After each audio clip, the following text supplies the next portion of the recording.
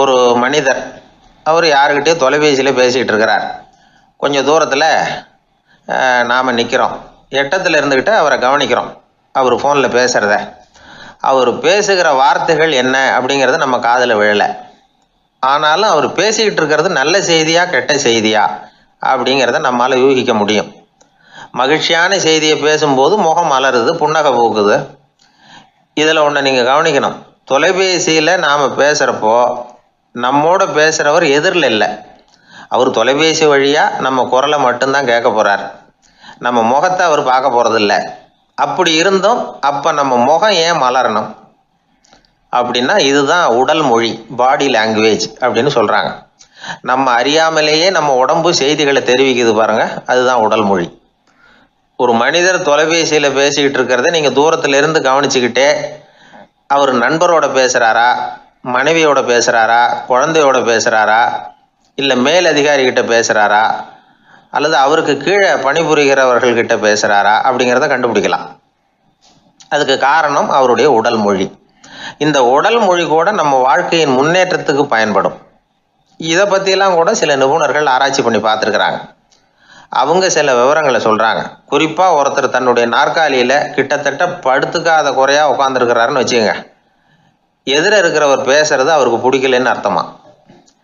தலையை சொரிஞ்சிக்கிறது, வேறு வேறு திசைகளில் பார்க்குறது, கொட்டாவி விடுறது, கால்களை மாற்றி போட்டு உட்கார்றது, களைப்பா கை விரல்களை அப்படியே பின்னிக்கிறது, அடிக்கடி கடிகாரத்தை பார்க்குறது, இப்படிலாம் ஒருத்தர் பண்ணிக்கிட்டு இருக்கிறாருன்னா நாம் கூடிய சீக்கிரம் அந்த இடத்த விட்டு எழுந்திரிச்சு வந்துடுறது நல்லது. ஏன்னா இதெல்லாம் அவருடைய சலிப்பு, சோர்வு, ஆர்வமின்மை இதுக்கு அடையாளங்கள். நம்முடைய பேச்சு அவரை சலிப்படைய வச்சுட்டதுன்னு அர்த்தம். அவர் ரொம்பவும் சோர்ந்து போயிட்டாருன்னு பொருள். நம்முடைய பேச்சில் அவருக்கு ஆர்வம் இல்லைன்னு அர்த்தம். அதே நேரத்தில் நாற்காலியின் நுனியில் அமர்ந்து உடலை முன்னுக்கு நகர்த்தி எதிர இருக்கிறவரின் கண்களை பார்த்துக்கிட்டே பேசினாலும் சரி அல்லது பேச்சை கேட்டாலும் சரி, உங்கள் பேரில் மற்றவங்களுக்கு உள்ள பிடிப்பு அதிகரிக்கும். நாம் எப்படிப்பட்டவருங்கிறத நம்ம உடம்பும் நடை உடை பாவனையும் அடுத்தவங்களுக்கு காட்டி கொடுத்துரும். உங்கள் உடம்பு, உங்கள் பார்வை, நடை, உட்கார்ற விதம், இதை வச்சுக்கிட்டே நீங்கள் பொறுப்புள்ளவரா, முரடரா, அலட்சியமானவரா, மரியாதை தெரிஞ்சவரா, அடக்கமானவரா, நம்பிக்கைக்கு உரியவரா, நாணயம் இல்லாதவரா, பயந்தவரா, திறமைசாலியா, அப்பாவியா அப்படிங்கிறதையெல்லாம் கண்டுபிடிச்சிடலாம். அதனால் இந்த உடல் மொழியை புரிஞ்சுக்கிட்டு நம்மளை கொஞ்சம் சரிப்படுத்திக்கிட்டோம்னா வாழ்க்கையில் சுலபமாக பல காரியங்களை சாதிக்க முடியும். ஒரு மனநல மருத்துவமனை, அங்கே ஒருத்தர் ஒரு நாற்காலியில் உட்காந்துக்கிட்டு கார் ஓட்டுறது மாதிரி அப்படி பாவனை பண்ணிகிட்டு இருந்தார். ஸ்டேரிங்கை திருப்புறது மாதிரி, பின்னாடி வர்ற வண்டியை நிற்க சொல்கிறது மாதிரி, அப்புறம் இவர் ஒதுங்கிக்கிட்டு அவருக்கு வழி விடுறது மாதிரி, இப்படிலாம் சேட்டைகள் பண்ணிக்கிட்டு இருந்தார் மனநல மருத்துவமனையில். இதை பார்த்துக்கிட்டு இருந்த ஒருத்தர் பக்கத்தில் இருந்த இன்னொருத்தர்கிட்ட கேட்டார், இவர் ஏன் இப்படி பண்ணுறாரு, இவருக்கு ஏன் அப்படி வந்தது நிலைமை அப்படின்னு சொல்லி அவர் விசாரித்தார். அப்போ அவர் விவரம் சொன்னார். வேற ஒன்றும் இல்லைங்க, இவருக்கு கார் ஓட்டணும்னு ஆசை ரொம்ப காலமாக, அது நிறைவேறாமல் போயிட்டுது. அதுக்கப்புறம் அவர் மனநோயாளியை மாறிட்டார். இங்கே அழைச்சிட்டு வந்தாங்க. இங்கே அழைச்சிட்டு வந்ததுலேருந்து அப்படி தான் பண்ணிகிட்டு இருக்கிறார். அவர் கார் ஓட்டுறது மாதிரிலாம் பாவனை பண்ணிகிட்டு இருப்பார், திருப்புறது மாதிரி பண்ணுவார், பின்னாடி வர்றவங்களுக்கு இடம் விடுவார், இப்படிலாம் செய்கிறார் அப்படின்னு விவரம் சொன்னாங்க. நீங்கள் சொல்லக்கூடாதா, இப்போ நீங்கள் கார் ஓட்டல, வெறும் நாற்காலியில் தான் உட்காந்துருக்குறீங்க அப்படின்னு நீங்கள் சொல்லக்கூடாதா அவருக்கு அப்படின்னு கேட்டாங்க. அது முடியாதுங்க. ஏன்னா அந்த காரை கழுவுறதுக்காக அவர் தினமும் எனக்கு 10 ரூபா கொடுத்துக்கிட்டு இருக்கிறார் அப்படின்னாராம் அங்கே வேலை செஞ்சுக்கிட்டு இருந்த ஒருத்தர். அதனால் வாழ்க்கையில் நாம் இந்த உடல் மொழியை புரிஞ்சுக்கணும். உடல் மொழிங்கிறது இப்போ ஆரம்பத்தில் சொன்னது மாதிரி அந்த தொலைபேசியில் பேசுகிறவங்கள தூரத்திலேருந்து பார்த்தாவே அவர் யாருக்கிட்ட பேசுகிறார், என்ன பேசுகிறாருன்னு தெரியும். நம்ம முகத்தை நல்லா வச்சுக்கணும். உடல் மொழியை நம்ம புரிஞ்சுக்கிட்டு பயன்படுத்த ஆரம்பித்தோம்னா எந்த முயற்சி பண்ணினாலும் அதில் வெற்றி நிச்சயம். ஊரில் ஒரு சிற்பி இருந்தார். சிற்பின்னா அவர் ரொம்ப திறமையுள்ளவர். அதாவது எங்கேயாவது ஒரு கல் கிடந்தால் போதும், அதை அப்படியே எடுத்துகிட்டு வருவார். கொஞ்ச நாள் கழித்து அவர் இடத்துக்கு போய் பார்த்தா அழகாக ஒரு சிற்பம் உட்காந்துருக்கும். இந்த கல்லாக கிடந்தது சிற்பமாக மாறி இருக்கும். அந்த அளவுக்கு பண்ணிவிடுவார் அப்பேற்பட்ட சிற்பி. எப்படிங்க அவ்வளவு மோசமான ஒரு கல்லில் இருந்து இவ்வளவு அழகாக ஒரு சிற்பத்தை உங்களால் வடிக்க முடிஞ்சுது அப்படின்னு கேட்டால் அது ஒன்றும் பெரிய விஷயம் இல்லைங்க. இந்த சிற்பம் ஏற்கனவே அந்த கல்லுக்குள்ளே இருந்தது. இதை சுற்றி இருக்கிற வேண்டாத பகுதிகளெல்லாம் உளியால் கொத்தி எடுத்துவிட்டேன், அவ்வளவுதான் என் வேலை. உடனே உள்ளே இருந்த இது வெளியில் வந்துட்டுது அப்படிம்பார். அந்த அளவுக்கு திறமைசாலி. ஒரு சின்ன பாறை இல்லைன்னா கருங்கல்ல பார்த்துட்டாருன்னா போகிறோம், விடமாட்டார். அந்த கல்லோட அமைப்பை கவனித்து பார்த்துட்டு இதுக்குள்ளே ஒரு வீரன் ஒளிஞ்சிருக்காம்பார். அவர் கண்ணுக்கு அதுக்கு தெரியும். இந்த கல்லுக்குள்ளே ஒரு துறவி உட்காந்துருக்காரும்பார். நமக்கெல்லாம் வெறும் கல்லாக தான் தெரியும். இந்த கல்லுக்குள்ளே ஒரு நடன மங்கை நடனம் ஆடிக்கிட்டு இருக்கா அப்படிம்பார். உடனே அந்த கல்லை கொண்டுகிட்டு வருவார். அவர் சொன்னது மாதிரியே உள்ளே இருக்கிற அவங்களையெல்லாம் வெளியில் கொண்டுகிட்டு வந்துடுவார். அதாவது வேண்டாத பகுதிகளெல்லாம் கொத்தி எடுத்துருவார். அவர் மொழியில் சொல்லப்போனால், இந்த சிற்பிக்கு ரொம்ப நாளாக மனசுக்குள்ளே ஒரு ஆசை. அதாவது உண்மை, தூய்மை, இதுக்கு உதாரணமாக இருக்கக்கூடிய புத்தர் சிலையை வடிக்கணும் அப்படிங்கிறது அவரோட ஆசை. ஆனால் அந்த ஆசை நிறைவேறாமலே இருந்துக்கிட்டு வந்தது. அதுக்கு என்ன காரணம்னா, அதுக்கு தகுந்த மாதிரி ஒரு கல் கிடைக்கல. கல் கிடைச்சா அதை செஞ்சுருவார். ரொம்ப காலமாக அங்கே இங்கே தேடி அலைஞ்சார். இந்த புத்தர் சிலை வடிக்கிறதுக்கு பொருத்தமாக ஒரு கல் கிடைக்குமா அப்படின்னு சொல்லி கண்ணில் படுற கல்லையெல்லாம் உத்து உத்து பார்ப்பார். உள்ளே புத்தர் இருக்காரான்னு கவனிப்பார். இருக்கிற மாதிரி எதுவும் தெரியல அவர் கண்ணுக்கு. சரி, இதுக்கு என்ன செய்யலாம்னு யோசனை பண்ணார். நேராக ஒரு புத்த மடாலயத்துக்கு போனார். அங்கே இருக்கிற ஒரு புத்த துறவியை சந்தித்தார். அவர்கிட்ட விசாரித்தார், சுவாமி, புத்தரின் தூய்மை ஒளிஞ்சிருக்கிற அந்த கல் எங்கே கிடைக்கும் அப்படின்னார்.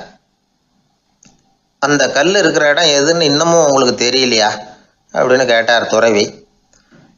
இல்லைங்க, அதுக்காக தான் அலைஞ்சிக்கிட்டு இருக்கிறேன் அப்படின்னார் இவர். சரி, கவலைப்படாதீங்க, என் கூட வாங்க காட்டுறேன் அப்படின்னு அழைச்சிட்டு போனார். எங்கே போனார்னா, அந்த மடாலயத்தின் பின்பக்கம் போனாங்க. 2 பேரும் போனாங்க. அங்கே போய் பார்த்தா அங்கே ஒரு கிணறு இருந்தது. என்ன அது, நாம் கேட்டது கல், இவர் அழைச்சிட்டு வந்து காட்டுறது கிணறு அப்படின்னு இவருக்கு சந்தேகம். ஒரு மாதிரியாக பார்த்தார். அவர் சொன்னார், துறவி, எட்டி பாருங்க உள்ள அப்படின்னாரு. கிணறுக்குள்ளே என்ன இருக்கும்னு இவருக்கு தெரியாதா, இருந்தாலும் அவர் சொல்கிறாரு அப்படின்னு சொல்லி எட்டி பார்த்தார்.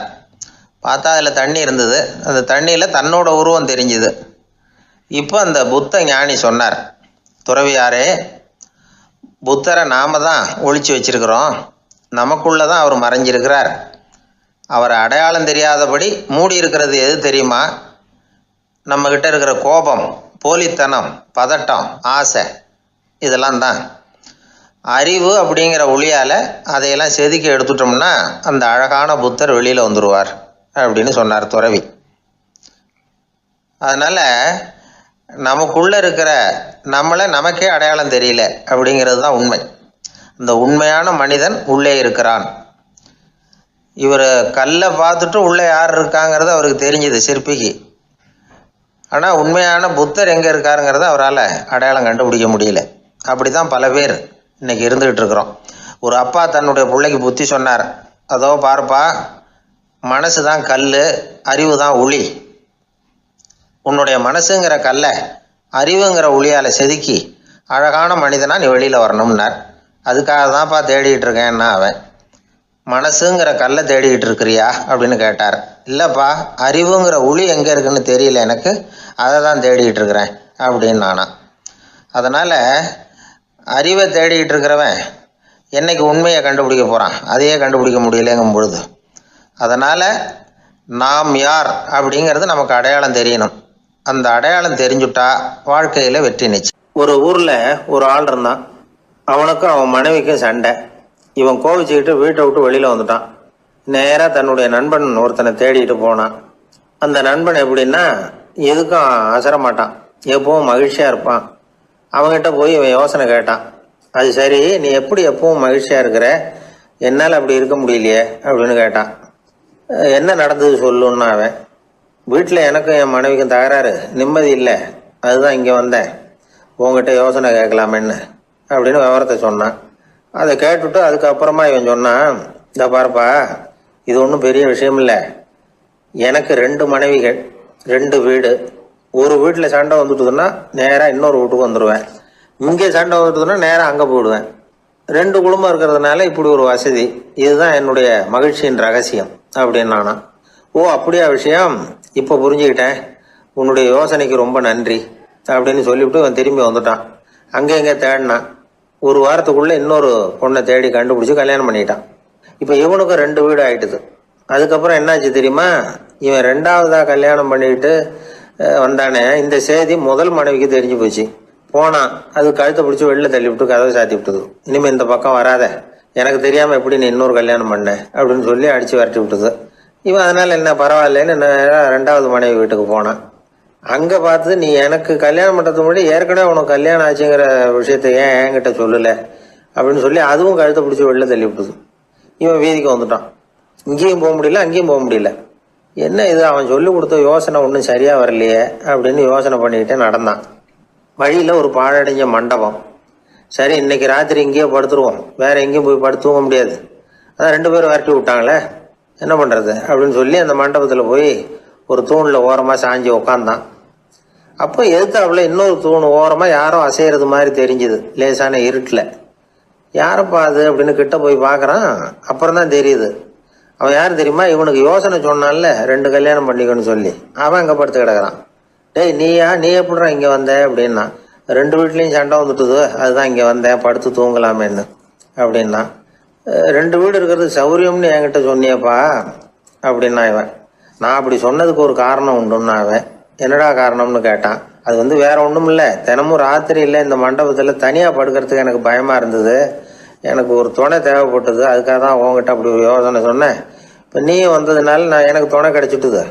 இப்போ நம்ம 2 பேரும் துணையாக இங்கே படுத்துக்கலாம், நீ அந்த தூணில் சாஞ்சிக்கோ, நான் இந்த தூணில் சாஞ்சிக்கிறேன் அப்படின்னு சொல்லி படுத்து தூங்க ஆரம்பிச்சிட்டானோ.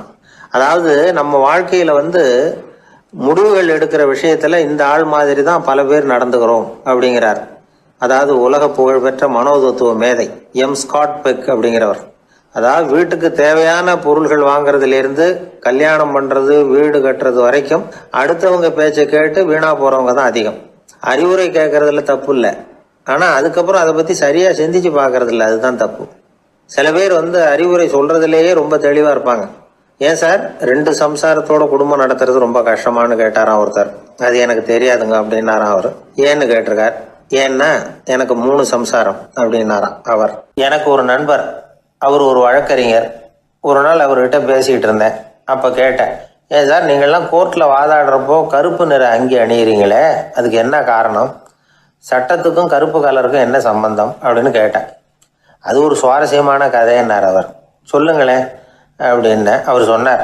கிபி 1694 வருஷத்தில் இங்கிலாந்து அரசி 2வது மேரிங்கிறவர் இறந்து போனார். அந்த ராணியோட கணவர் 3ஆம் வில்லியம், அவரு ஒரு உத்தரவு போட்டாராம். அரசியோட மறைவுக்கு அனுதாபம் தெரிவிக்கிற வகையில் வழக்குரைஞர்கள் எல்லாரும் கருப்பு நிற அங்கி அணியணும் அப்படின்னு. அன்னைக்கு ஆரம்பித்த அந்த பழக்கம் அதுக்கப்புறம் மாறவே இல்லையாம், இன்னைக்கும் தொடருது. வழக்குரைஞர்கள்லாம் முதல்ல கருப்பு அங்கி மட்டும்தான் அணிஞ்சாங்களாம். அதில் ஒரு சின்ன சங்கடம், ஏற்கனவே உடம்பு கருப்பாக இருக்கிறவங்க அதுக்கு மேலே கருப்பு ட்ரெஸ் வேற போட்டுக்கிட்டா முகம் பளிச்சுன்னு தெரியாது இல்லையா. அதனால் முகம் பளிச்சுன்னு தெரியறதுக்காக அவங்கெல்லாம் வெள்ளை நிற பட்டியை அணிய ஆரம்பித்தாங்களாம். இப்படி தான் இங்கிலாந்தில் அந்த பழக்கம் ஆரம்பமாயிருக்குது. அந்த சமயத்தில் இந்தியாவை ஆண்டது பிரிட்டிஷ்காரங்க தானே, அதனால் இங்கேயும் அந்த பழக்கம் அப்படி நடைமுறைக்கு வந்துட்டுது. அதே மாதிரி சர்ச்சிலின் மூதாதையரான மார்ல்பரோ பிரபுவின் ஞாபகார்த்தமாக நீதிபதிகள் இந்த வெள்ளை குள்ளாய் அணிகிற முறை பழக்கத்துக்கு வந்துதான். இதுதான் என்னுடைய நண்பர் சொன்ன தகவல். இங்கிலாந்தில் நீதிமன்றம்ங்கிறது ரொம்ப மதிப்புள்ளது, அந்த அளவுக்கு சட்டத்துக்கு அங்கே மரியாதை. அங்கே நடந்த ஒரு சுவாரஸ்யமான நிகழ்ச்சியை ஒரு சகோதரி எழுதி அனுப்பியிருந்தாங்க. அவங்க அப்பா நீதித்துறையை சேர்ந்தவரா, அவர் சொன்னதான் இது. அவங்க எழுதி அனுப்பியிருந்த விஷயம் என்னென்னா, அங்கே ஒரு கேஸில் ஒரு முக்கியமான தீர்ப்பு வழங்க வேண்டியிருக்குது. ஜட்ஜு, பாரட்லா படித்த பெரிய பெரிய வக்கீல்கள், ஜூரி எல்லாருமா கூடி அந்த கேஸை பற்றி விவாதிக்கணும். சுமாராக 40 பேர். இதுக்காக கோர்ட்டு ஹாலில் விசேஷ சேம்பரில் நுழையிறதுக்கு முன்னாடி அவங்கெல்லாம் தங்களுடைய கோட்டு தொப்பி எல்லாத்தையும் கழட்டி அங்கே நின்றுக்கிட்டு இருந்த ஒரு அட்டெண்டர்கிட்ட கொடுத்துட்டு உள்ளே போனாங்க. அந்த ஆள் படிக்காதவர். அவர் ஒவ்வொருத்தர் கொடுக்குறதையும் வாங்கி அங்கே அப்படியே ஒரு இடத்துல அடுக்கி வைக்கிறார். அப்படியே வாங்கி உள்ளே வச்சுக்கிட்டு இருக்கிறார் ஒவ்வொரு இடத்துல. அது அவரோட வேலை. உள்ளே போன ஜட்ஜி, வக்கீல், ஜூரி எல்லாரும் ரொம்ப நேரமாக அந்த கேஸை பற்றி விவாதிக்கிறாங்க. ஒரு நாள் பூரா ஆயிட்டுது. அவ்வளவு தீவிரமாக அக்கு வேறு ஆணி வேறைய பிச்சு உதறி இருக்கிறாங்க. ஒரு வழியாக 13 மணி நேரம் கழித்து வெளியில் வந்திருக்கிறாங்க. ஒவ்வொருத்தராக வர வர அந்த அட்டெண்டரும் அவங்கவுங்க கோட்டு தொப்பியை அவங்கக்கிட்ட எடுத்து ரொம்ப மரியாதையாக திருப்பி கொடுத்துக்கிட்டு இருக்கிறார். கடைசியாக ஜட்ஜ்மெண்ட்லாம் எழுதி முடிச்சுட்டு ரொம்ப திருப்தியோடவும் களைப்போடவும் வெளியில் வந்துக்கிட்டு இருக்கிறாராம். இந்த ஆள் அவருடைய மேல் கோட்டையும் தொப்பியையும் எடுத்து அவர்கிட்ட ரொம்ப மரியாதையோடு நீட்டினாராம். ஜட்ஜுக்கு ரொம்ப ஆச்சரியம். இந்த ஆள் எப்படி இவ்வளவு பேரோட கோட்டு தொப்பி எல்லாத்தையும் ஞாபகம் பேசகாமல் திருப்பி கொடுக்குறார் அப்படிங்கிறது அவருக்கு ஆச்சரியம். அதனால் அவர் அந்த ஆளை பார்த்து கேட்டாராம், ஏப்பா இந்த கோட்டை கொடுக்குறியே, இது என்னோடது தானா, என்னோடது தான்னு உனக்கு எப்படி தெரியும் அப்படின்னாராம். இதுக்கு அந்த பியூனு ரொம்ப பதவிசா பதில் சொன்னாராம், ஐயா இந்த கோட்டு ஹேட்டை உங்ககிட்ட வாங்கி மாட்டினேன், இப்போ திரும்ப உங்ககிட்ட தரணும், தந்துட்டேன், இதுதான் என்னோட வேலை, மற்றபடி இது உங்களோடதா இல்லையா அப்படிங்கிறதெல்லாம் எனக்கு தெரியாதுங்க அப்படின்னாராம். ஒரு நண்பர்கிட்ட பேசிக்கிட்டு இருந்தேன். அவருடைய உறவினர் ஒருத்தர் ஒரு நேர்முக தேர்வுக்கு போயிருந்தாராம், இன்டர்வியூக்கு. ரொம்பவும் பொறுப்பாகவும் கவனமாகவும் செயல்பட வேண்டிய பதவிக்கான நேர்காணல் அது. இவர் எழுத்து தேர்வில் ஏராளமான மதிப்பெண்கள் வாங்கிவிட்டார். அதனால் அதை பற்றி கவலை இல்லை. இப்போ நேர்முக தேர்வில் தேர்வு பெறணும். ஏராளமான சான்றிதழ்கள் வச்சிருந்தார். நேர்காணலில் கேட்கப்பட்ட எல்லா கேள்விகளுக்கும் சரியான பதில் தான் சொன்னார். இருந்தாலும் பாருங்க, அந்த நேர்முக தேர்வில் அவர் தேர்ந்தெடுக்கப்படலை. என்ன காரணம் அப்படின்னு பின்னாடி விசாரிச்ச போதுதான் விவரம் தெரிஞ்சுதான். அது என்ன ஆயிருக்குதுன்னா, அந்த நேர்காணலின் போது இவர் நடந்துகிட்ட முறையில் சில தவறுகள் நடந்து போச்சான். முக்கியமா 2 தவறுகள். ஒன்று, அவங்க ஒரு கேள்வியை கேட்டு முடிக்கிறதுக்குள்ளேயே இவர் பதில் சொல்ல ஆரம்பிச்சுட்டாராம். ரெண்டாவது என்னன்னா, இவர் நாற்காலியில தாராளமா இயல்பா சாஞ்சி உட்காராம நாற்காலி முனையில உட்கார்ந்துருந்தாராம். இந்த 2 விதமான செயல்பாடுகளும் இவர் அவசரப்படுறவர், பதற்றப்படுறவர் அப்படிங்கிறதுக்கான அடையாளங்கள். அதாவது கேள்வியை கேட்டு முடிக்கிறதுக்குள்ளேயே முந்திக்கிட்டு பதில் சொல்றது. ரெண்டாவது, நாற்காலியில இயல்பா தாராளமா உட்காராம நாற்காலி முனையில உட்கார்றது. பார்க்க போற வேலைக்கு அவசரம், பதற்றம் இது 2 இருக்கக்கூடாதான். அதனால மார்க் இருந்தும் சர்டிபிகேட் இருந்தும் அந்த வேலை வாய்ப்பு அவருக்கு கிடைக்கல. வேலை கொடுக்கறவங்க நம்ம கிட்ட இருந்து என்னதான் எதிர்பார்க்கறாங்க, இதை தெரிஞ்சு வச்சுக்கிறது நல்லது. முதல்ல மற்றவர்களுடன் தொடர்பு கொள்ளும் திறமை, அதாவது எபிலிட்டி டு கம்யூனிகேட். நீங்க நினைக்கிறத அழகா தொகுத்து வகைப்படுத்தி சொல்ல தெரியுதான்னு பார்ப்பாங்க. உங்க திட்டங்களை அடுத்தவங்க ஏற்றுக்கொள்ளக்கூடிய விதத்துல வெளிப்படுத்துறதுக்கு உங்களால முடியுதான்னு பார்ப்பாங்க. இதுக்கு என்ன செய்யறது? குழப்பம் இல்லாம சிந்திக்கணும், குழப்பம் இல்லாம பேசணும். ரெண்டாவது விஷயம் என்னன்னா புத்திசாலித்தனம், அதாவது இன்டெலிஜென்ஸ். ஏத்துக்க போற வேலையை நல்ல விதமா செய்ய முடியுமா உங்களால, அதை எந்தெந்த வழியில செய்யலாம் அப்படிங்கிறத உங்களால தீர்மானிக்க முடியுமா, அந்த வேலைக்கான புது புது யோசனைகளை உங்களால சொல்ல முடியுமா அப்படின்னு பார்ப்பாங்க. இது இன்டெலிஜென்ஸ். மூணாவது தன்னம்பிக்கை, அதாவது செல்ஃப் கான்ஃபிடன்ஸ். உங்களுக்கு அது உண்டா அப்படிங்கிறத கவனிப்பாங்க. எந்த சூழ்நிலையையும் சமாளிக்கணும், எப்படிப்பட்ட மனிதர்களையும் சமாளிக்கிற தைரியம் வேணும், அடுத்தவங்களை நமக்கு சாதகமா திருப்பக்கூடிய தன்னம்பிக்கை வேணும். நாலாவது பொறுப்புகளை முன்வந்து ஏற்றுக்கொள்ளுதல், வில்லிங்னஸ் டு அக்செப்ட் ரெஸ்பான்சிபிலிட்டி. பொறுப்புகள்ல இருந்து நழுவி போக ஆசைப்படாம செஞ்சு முடிக்கணும். அஞ்சாவது முன் வருதல், இனிஷியேட்டிவ். வேலையோட முக்கியத்துவம் உணர்ந்து அதை ஏத்துக்கிட்டு தகுந்த நடவடிக்கைகளை தயங்காம எடுக்கிறதுக்கு முன் வரணும். ஆறாவது என்னன்னு கேட்டீங்கன்னா தலைமைத்துவம், லீடர்ஷிப். 4 பேருக்கு தலைமை தாங்கி நல்ல விதத்துல நடந்துக்க தெரியுதா. ஏழாவது கற்பனை திறன், இமேஜினேஷன். சில பிரச்சனைகள் வரக்கூடும் அப்படின்னு முன்கூட்டியே யூகிச்சு அதுக்கு தகுந்த மாதிரி நடவடிக்கை எடுக்கிற திறமை உண்டா அப்படிங்கிறத பார்ப்பாங்க. எட்டாவது என்னன்னா வளைந்து கொடுத்தல், பிளெக்சிபிலிட்டி. சூழ்நிலைக்கு தகுந்த மாதிரி, மாற்றங்களுக்கு தகுந்த மாதிரி அனுசரித்து நடந்துக்கிறதுக்கு தெரியுதா அவங்களுக்கு அப்படிங்கிறத கவனிப்பாங்க. அடுத்தது திறமைகளை வெளிக்கொணரும் திறமை, இன்டர்பர்சனல் ஸ்கில்ஸ். அடுத்தவங்க கிட்ட இருக்கிற திறமையை கண்டுபிடிச்சி அதை நல்ல விதத்தில் ஊக்கப்படுத்தி பயன்படுத்த தெரியுதா அப்படின்னு பார்ப்பாங்க. ஆறாவது சுய அறிவு, செல்ஃப் நாலேஜ். அடுத்தவங்க நம்மளை பற்றி என்ன நினைக்கிறாங்க அப்படிங்கிறத நம்மளால் புரிஞ்சிக்க முடியுதாங்கிறது முக்கியம். அடுத்தது போட்டி மனப்பான்மை, காம்படிட்டிவ்னஸ். அடுத்தவங்களை ஒப்பிட்டு பார்த்து அதை விட ஒரு படி மேலே வரணுங்கிற குணம் வேணும்.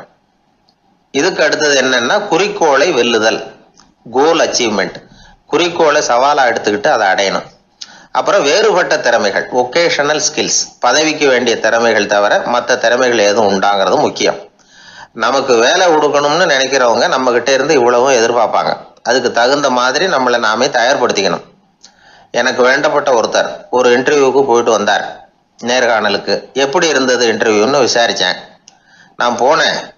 அவர் கேட்ட எல்லா கேள்விக்கும் அவர் எதிர்பார்த்தது மாதிரி எல்லா பதிலையும் சொன்னேன். கடைசியாக நான் எதிர்பார்க்காத ஒரு தகவலை அவர் சொன்னார் அப்படின்னார். என்னன்னு கேட்டேன். அவரும் என்ன மாதிரியே இன்டர்வியூக்கு வந்தவர் தானா, சும்மா என்ன கேள்வி கேட்டுக்கிட்டு உட்காந்துருந்தாராம் அப்படின்னார். அதனால ஒரு நேர்காணலுக்கு போறதுக்கு முன்னாடி என்ன எதிர்பார்க்கறாங்க அப்படிங்கறத தெரிஞ்சுக்கிட்டு போனா வெற்றி நிச்சயம். ஊர்ல ஒரு ஞானி இருந்தார். ஒரு நாள் அவரை தேடிட்டு ஒருத்தர் வந்தார். வந்தவர் ஞானியை பார்த்து ஒரு கேள்வி கேட்டார். ஐயா, உங்களுடைய சாதனை என்ன? இதுதான் அவர் கேட்ட கேள்வி. இதை கேட்டதும் அந்த ஞானி நிமிர்ந்து இவரை பார்த்தார். அப்புறம் சொன்னார், அது ஒன்றும் பெரிய விஷயம் இல்லை, அது ரொம்ப எளிமையான ஒண்ணு. எப்போ எனக்கு பசிக்குதோ அப்போ நான் சாப்பிட்டுருவேன், எப்போ எனக்கு தூக்கம் வருதோ அப்போ நான் தூங்கிடுவேன், அவ்வளவுதான் அப்படின்னார். கேள்வி கேட்டவர் ஒரு மாதிரி ஆயிட்டார்.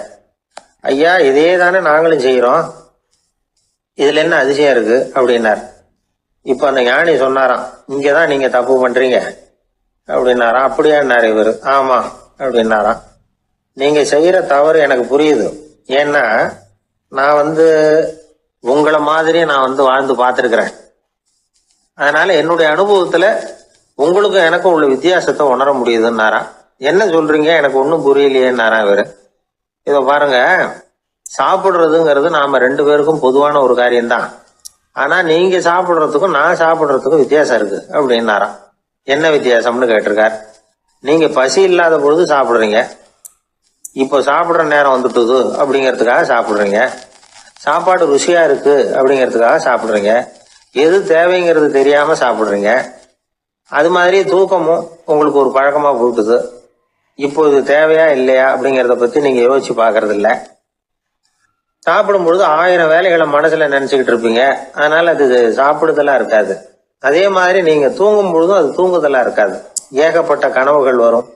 உங்க மனசு மேலும் மேலும் கனவுகளை உருவாக்கி கொண்டே இருக்கும். அதனால எனக்குள்ள நடக்கிறது வேற மாதிரி, நீங்க நினைக்கிறது மாதிரி இல்ல. எனக்குள்ள நடக்கிறது எப்படின்னா, நீங்க செய்யறது மாதிரி இல்ல. தூக்க உணர்வு வந்த உடனே தூங்குதல் மட்டுமே நடைபெறும். அதுதான் என்கிட்ட நடக்கிறது அப்படின்னாராம் அந்த ஞானி. இப்ப வித்தியாசம் புரியுதா? அந்த ஞானி சாப்பிடுறத அனுபவிக்கிறார், அது எக்ஸ்பீரியன்ஸ். நாம அப்படி இல்லை, மனம் போன போக்கில் சாப்பிடுறோம். இது இன்டெலிஜிங். இது ரெண்டுலேயும் செயல்ல வேறுபாடு இல்லை, விழிப்புணர்வுல தான் வேறுபாடு இருக்கு. அவர் சாப்பிடும் பொழுது ஒரு சாட்சி மனோபாவத்தோட சாப்பிடுறார். எவ்வளவு தேவையோ அவ்வளவுதான் சாப்பிடுறாரு. ஏன்னா அவருடைய விழிப்புணர்வு முழுமையா செயல்படுது. அதனால அவர் சாப்பிடும் பொழுது நம்மை விட மகிழ்ச்சியா இருக்கிறார். நாம அப்படி இல்லை, வயிற்றை நிரப்புறதுக்காக சாப்பிடுறோம். இன்னும் சொல்ல போனா சாப்பிடும் பொழுது நாம அங்கேயும் இருக்கிறது இல்லை, எங்கேயோ போயிடுறோம். உடம்பு மட்டும்தான் அங்க இருக்கும். ஆனா ஞானி அப்படி இல்லை. அவர் சாப்பிடும் பொழுது சாப்பிடுதல் மட்டுமே இருக்கும். எந்த ஒரு செயலையும் விழிப்புணர்வோட செய்யலாம், மனம் போன போக்கிலையும் செய்யலாம். விழிப்புடன் செய்யறப்போ செய்யும் செயல் நம்ம அனுபவமாகிறது, அவ்வளவுதான். இதெல்லாம் பெரிய தத்துவம் மாதிரி தெரியும். இருந்தாலும் நாம புரிஞ்சுக்க வேண்டியது என்னன்னா, எந்த காரியத்தை செஞ்சாலும் அதுல முழு ஈடுபாடு வேணுங்கிறது முக்கியம். அந்த அளவுக்கு முதல்ல நம்மளை மாத்திக்கிட்டா போதும். ஆனா நம்ம ஆளுங்க அந்த அளவுக்கு இருக்கிறது இல்ல, எல்லாமே அரைக்குறை தான். கேட்டா ஞாபகம் மருதி. ஒருத்தன் என்ன பண்ணானா, விமான டிக்கெட் வாங்கிக்கிட்டு ரயில்வே ஸ்டேஷனுக்கு வந்துட்டான். அப்புறம் தான் புரிஞ்சுது தவறுதெல்லாம் இங்க வந்துட்டோம்ங்கிறது. உடனே அவசரமா விமான நிலையத்தை நோக்கி ஓடி இருக்கிறான். அங்க போய் கவுண்டர்ல கேட்டிருக்கான், மேடம் நான் தவறுதெல்லாம் ரயில்வே ஸ்டேஷனுக்கு போயிட்டேன், இப்ப விமானத்தையும் தவற விட்டுட்டேன் அடுத்த ஃப்ளைட்டில் எனக்கு இதை மாற்றி தர முடியுமான்னு கேட்டிருக்கான். முடியாதுன்னாங்களாம் அந்த அம்மா. ஏன்னு கேட்டானா, ஏன்னா இப்போ நீங்கள் வந்திருக்கிறது பஸ் ஸ்டாண்டு அப்படின்னாங்களாம். சீடன் வெளியூர் புறப்படுறதுக்கு தயாராக இருந்தான். ரொம்ப தூரம் போக போகிறான். திரும்பி வர நாளாகும். புறப்படுறதுக்கான ஆயத்த வேலைகளில் ஈடுபட்டிருந்தான். அந்த சமயம் பார்த்து இன்னொரு சீடன் அவங்கிட்ட வந்தான். நம்ம குரு உன்னை அழைச்சிட்டு வர சொன்னார் வா அப்படின்னு கூப்பிட்டான். இவன் உடனே புறப்பட்டு போனான். குருநாதரை பார்த்தான். அவர் காலில் விழுந்து வணங்கினான். வணங்கிவிட்டு எழுந்திரிச்சான். அவ்வளவுதான். குரு ஏதாவது உபதேசம் பண்ணுவாருன்னு எதிர்பார்த்தான். ஆனால் நடந்தது என்ன தெரியுமா? குரு அவனுக்கு ஓங்கி ஒரு அடி கொடுத்தார். எதிர்பாராம இந்த அடியை வாங்கினதும் அந்த சீடன் அதிர்ந்து போயிட்டான். பக்கத்தில் இருந்த மற்ற சீடர்களும் திகைச்சு போய் நின்றுட்டாங்க. அடி வாங்கின சீடனுக்கு மனசுக்குள்ள குழப்பம். நாம என்ன தப்பு பண்ணணும்? புறப்படுற நேரத்துல இப்படி குரு கிட்ட அடி வாங்குற மாதிரி ஆயிட்டுதே அப்படின்னு நினைச்சு மனசுக்குள்ள ரொம்ப வேதனைப்பட்டான். கொஞ்சம் துணிச்சலை வரவழைச்சுக்கிட்டு குருநாதர்கிட்டயே கேட்டுட்டான். சுவாமி, நான் என்ன தப்பு பண்ணினேன்? என்னை இப்படி அடிச்சுட்டீங்களே, ஒரு வார்த்தை கூட உங்களை எதிர்த்து நான் பேசினது இல்லையே, இவ்வளவு காலமா உங்க விருப்பத்துக்கு விரோதமா ஒரு காரியம் கூட நான் செஞ்சது இல்லையே, வந்ததும் வராததுமா ஒண்ணுமே சொல்லாம என்ன அடிச்சுட்டீங்களே, குருவே நான் செஞ்ச குற்றம் தான் என்ன அப்படின்னு கண்ணீரோட பரிதாபமா கேட்டானா அந்த சீடன். ஆனா அந்த குரு முகத்துல கொஞ்சம் கூட கோபம் இல்லை. அவர் சிரிச்சுக்கிட்டே நின்றுகிட்டு இருந்தாராம். அதுக்கப்புறம் சொன்னாராம், என்னுடைய அருமை சீடனே, நீ ஒரு தவறும் பண்ணல. நான் உன்னை அடிச்சது நீ ஏதோ தப்பு பண்ணிவிட்டேங்கிறதுக்காக இல்லை. நீண்ட பயணம் போக போறேன். ஞாபகமா ஏதாவது கொடுத்து அனுப்ப வேணாமா? நீ ஞானம் பெற்ற பிறகுதான் திரும்பி வரப்போறேங்கிறது எனக்கு தெரியும். அதுக்கு பிறகு உன்னை வந்து அடிக்க முடியுமா? அதனால இப்ப கிடைச்சிருக்கிற இந்த வாய்ப்பை பயன்படுத்திக்கிட்டேன். அப்போதைக்கு இப்பவே அடிச்சுட்டேன், அவ்வளவுதான், வேற ஒண்ணும் இல்லை அப்படின்னாராம். குரு சிரிச்சுக்கிட்டே இப்படி சொல்றார். இருந்தாலும் இதுவும் ஒரு உபதேசம் தான். அதிர்ச்சிகளால விழிப்படைய வைக்கிறதும் ஒரு வழிதான். இது ஜென் வழி. பெரும்பாலும் அதிர்ச்சியின் மூலமாகவே ஞான தரிசனத்தை அருள்கிறவர்கள் தான் ஜென் குருமார்கள். நம்ம தியானம் தான் ஜென். இந்தியாவிலிருந்து இது சீனாவுக்கு போய் கொஞ்சம் பேர் மாறி வளம் பெற்று ஜப்பான்ல ஜென் ஆகி வளர்ந்துருக்குது, அவ்வளவுதான். ஜென்கிறது தியானம். எதை நினைச்சும் தியானிக்கிறது இல்லை, எல்லாத்துலயும் தியானம் இருக்கிறதா சொல்லுது ஜென். பேசுறது, இருக்கிறது, நடக்கிறது, சாப்பிடுறது, சிரிக்கிறது, தூங்குறது, தொழில் செய்கிறது அல்லது சும்மா இருக்கிறது எல்லாமே தியானம் தான். ஜென்கிறது ஒரு சுய தரிசனம். தன்னைத்தானே அடையாளம் கண்டுகொள்கிறது தான் அது. இல்லாத எதையும் தேடி கண்டுபிடிக்கிறது இல்லை. சென் மார்க்கத்தை பத்தி ஓஷோ என்ன சொல்றாரு தெரியுமா? காணாமல் போன தன்னுடைய மூக்கு கண்ணாடி தன்னுடைய மூக்கின் மேல் இருப்பதை கண்டுகொள்வது போன்றது சென் அப்படிங்கிறார். நம்மால் இன்னொருத்தர் முகத்தை ரொம்ப நேரமா உத்து பார்த்துக்கிட்டு இருந்தார். என்ன பாக்குறீங்கன்னாரு அவரு. நீங்க போட்டிருக்கீங்களே மூக்கு கண்ணாடி, அதை தான் பாக்குறேன்னாரு இவரு. நீங்க அப்படி பாக்குறதுக்கு விசேஷ காரணம் ஏதாவது உண்டான்னு கேட்டார் இவர். உண்டுன்னார். என்னன்னு கேட்டார். நேத்திக்கு காணாம போன என்னோட மூக்கு கண்ணாடி அது அப்படின்னாராம் இவர். ஒருத்தன் தன்னுடைய நண்பனை வழியில பார்த்தான். என்னப்பா லெட்டர் போட்டுனே கிடைச்சதா அப்படின்னா. ஓ கிடைச்சதேன்னா அவன். இவன் உடனே ஏன்டா போய் சொல்ற, நான் உனக்கு லெட்டரே போடல, சும்மா தான் கேட்டேன், உடனே கிடைச்சிட்டுதுங்கிறிய அப்படின்னா. லெட்டர் போட்டேன்னு நீ போய் சொல்றப்போ அது கிடைச்சதுன்னு நான் போய் சொல்லக்கூடாதா அப்படின்னானா அவன். இப்படிப்பட்டவங்க சில பேர் இருந்தா கூட இன்னைக்கு கடிதம் மூலமா தொடர்பு கொள்ளாதவங்க இருக்கவே முடியாது. அந்த அளவுக்கு அது அவசியமான ஒன்னாயிட்டுது. இந்த அஞ்சல் அட்டைகள் எப்படி ஆரம்பமாச்சு தெரியுமா? ஆஸ்திரியா நாட்டுல ஒரு பேராசிரியர் இருந்தார். அவர் பேர் இம்மானுவேல் ஹெர்மன். அவர் ஒரு நாள் ஒரு பத்திரிகையில கட்டுரை எழுதினாராம். இது நடந்தது 1869. அவர் எழுதின கட்டுரையில மக்கள் அதிகம் செலவில்லாம ஒருத்தருக்கு ஒருத்தர் தகவல் பரிமாறிக்கிறது எப்படி அப்படிங்கிறத பத்தி எழுதியிருந்தார். அதுக்கு சில யோசனைகளை அவரே எழுதியிருந்தாராம். எப்படின்னா, அந்த கட்டுரையை எல்லாரும் படிச்சு பார்த்துருக்குறாங்க. அவர் சொன்ன யோசனைகள் என்னன்னு. அது அரசாங்கத்தின் கவனத்துக்கு அது போச்சான். ஆகா, இது அவர் சொல்ற யோசனை நல்லா இருக்கும் போல் இருக்கு அப்படின்னு அவங்களே நினைச்சிருக்கிறாங்க. அவ்வளவுதான். உடனே அந்த யோசனையை நடைமுறைக்கு கொண்டுகிட்டு வந்தாங்களாம். பேராசிரியர் இம்மானுவேல் ஹெர்மனின் யோசனைப்படி அச்சடிச்ச அரசு முத்திரையோட அரசாங்கம் அஞ்சல் அட்டைகளை வெளியிட ஆரம்பிச்சுதான். 1869 அக்டோபர் 7ஆம் தேதி இது நடந்திருக்கு. உலகின் முதல் அஞ்சல் அட்டை வெளிவந்த நாள் அது. அப்பதான் அதுக்கு பேர் என்ன தெரியுமா? அதாவது கரஸ்பாண்டிங் கார்டு அப்படின்னு பேராது. அதுக்கப்புறம் என்ன ஆச்சுன்னா உடனடியாக அமெரிக்காவிலேயே இது மாதிரியான கார்டுகளை வெளியிட ஆரம்பிச்சிட்டாங்க. அங்கே இதுக்கு என்ன பேர் தெரியுமா? Postal card. அதுக்கப்புறம் 1870 இங்கிலாந்துலேயும் இதை வெளியிட்டாங்களாம். அதை வெளியிட்ட முதல் நாள் அன்னைக்கு என்ன நடந்தது தெரியுமா? மக்கள்லாம் ஏதோ நியாய விலை கடையில் நிற்கிறது மாதிரி பெரிய பெரிய கியூ வரிசையில் நின்று இதை வாங்கினாங்களாம். நம்ம நாட்டில் முதல் அஞ்சலகம் 1927 கல்கத்தாவில் ஆரம்பமாயிருக்கு. இன்னைக்கும் அஞ்சலகம் இல்லாத இடமே இல்லை. அந்த அளவுக்கு அஞ்சல் போக்குவரத்து அதிகமாக இருக்குது. அன்னைக்கு உள்நாட்டில் ஒருத்தருக்கு ஒருத்தர் தகவல் பரிமாற்றம் செய்து கொள்ள மலிவான ஒரு அஞ்சல் அட்டையை அரசாங்கம் வெளியிடலாம் அப்படின்னு பேராசிரியர் எழுதின கட்டுரை இன்னைக்கு எந்த அளவுக்கு ஆகியிருக்கு பார்த்தீங்களா? ஒருத்தன் ஒரு தபால் பெட்டிக்கு பக்கத்தில் தலையை வச்சுக்கிட்டு அவன் பாட்டுக்கு நின்றுட்டு இருந்திருக்கான். அங்கே இருந்து இன்னொருத்தன் கேட்டிருக்கான், என்ன ஆச்சுன்னு. கொஞ்ச நேரத்துக்கு முன்னாடி இந்த தபால் பெட்டியில் ஒரு கார்டு எழுதி போட்டேன், விவரமெல்லாம் நல்லா தான் எழுதியிருக்கிறேன், ஆனால் அட்ரஸ் எழுத மறந்துட்டேன் அப்படின்னு நானா. உடனே அவன், அதுக்காக கவலைப்படாத, நான் போட்ட கார்டில் அட்ரஸ் எல்லாம் பின்கோடு உள்பட கரெக்டாக எழுதியிருக்கேன், ஆனால் விவரம் எழுத மறந்துட்டேன் நானா. கவலைப்படாத, கொஞ்ச நேரத்தில் தபால்காரர் வருவார், பெட்டியை திறந்ததும் நம்ம லெட்டரை கேட்டு வாங்கிக்கலாம்னா ஒருத்தன். கொஞ்ச நேரத்துக்கு முன்னாடி அவர் வந்தார், கேட்டேன், அதுக்கப்புறம் தான் மனசுக்கு ரொம்ப கஷ்டமாக போச்சு நானா. இவன் ஏண்டான்னு கேட்டிருக்கான். அவன், இது தபால் புட்டு இல்லையா. ஒரு தடவை கலைவாணர் NS கிருஷ்ணன் பேராசிரியர் கல்கியை சந்தித்து பேசிக்கிட்டு இருந்தாராம். கலைவாணர் கல்கியை பார்த்து, எனக்கு கதை எழுத ஆசையாக இருக்குது, எப்படி எழுதுறதுன்னு கேட்டாராம். கதை எழுதுறதுக்கு 4 மை வேணும்னாராம் கல்கி. அப்படியா, அப்படின்னா என்னென்ன கலர் மை அப்படின்னு கேட்டிருக்காரு கலைவாணர் சிரிச்சுக்கிட்டே. நான் சொன்னது கலர் மை இல்லை, அது வேற மை. அதாவது கதை எழுதுறதுக்கு தேவைப்படுகிற 4 மை எதுன்னா, 1 திறமை, 2 பேணாமை, 3வது தனிமை, 4வது பொறுமை அப்படின்னாராம். உடனே கலைவாணர், உங்கள் யோசனை அருமை அப்படின்னாராம். அதுதான் கலைவாணர். பொதுவாக எழுத்தாளர்கள் எழுதுகிற மாதிரி நடந்துக்கிறது இல்லை, ஆனால் கலைவாணர் என்ன சொல்லுவாரோ அதே மாதிரி நடந்துக்குவார். எல்லாருக்கும் எல்லாம் கிடைக்கணுங்கிற கருத்தை சினிமா படங்களில் வலியுறுத்துவார். அதே மாதிரி நடைமுறை வாழ்க்கையிலேயும் எல்லாருக்கும் எல்லாமும் கொடுப்பார்.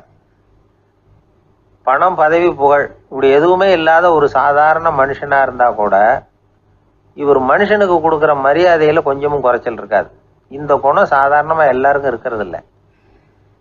அவர் சினிமா தியேட்டருக்கு போய் சினிமா பார்க்குறது வழக்கம். அவர் வந்திருக்கிறாருங்கிறது தெரிஞ்சால் போதும், வெளியில் பிச்சைக்காரங்க வந்து கூடிடுவாங்க. இது அவருக்கு தெரியும். வெளியில் நம்மளை நம்பி ஒரு கூட்டம் காத்துக்கிட்டு இருக்குமேன்னு நினைப்பார். உடனே ஒரு 100 ரூபா நோட்டை கொடுத்து சில்லறையாக மாற்றிட்டு வர சொல்லுவார். படம் முடிஞ்சு வெளியில் வர்றப்போ சில்லறையோடு வருவார், எல்லாருக்கிட்டையும் கொடுத்துருவார். ஏன்னா எல்லாரும் தேடிக்கிட்டு வருவாங்க அவரை. என்ன எல்லாரும் சௌக்கியமாக இருக்கிறீங்களா அப்படின்னு பிரியமாக விசாரிப்பார். ஏதோ ரொம்ப நெருங்கின சொந்தக்காரங்களை விசாரிக்கிறது மாதிரி விசாரிப்பார். தன்கிட்ட இருக்கிற சில்லறையை எல்லாருக்கும் சமமாக பிரித்து கொடுத்துட்டு தான் அங்கேருந்து புறப்படுவார்.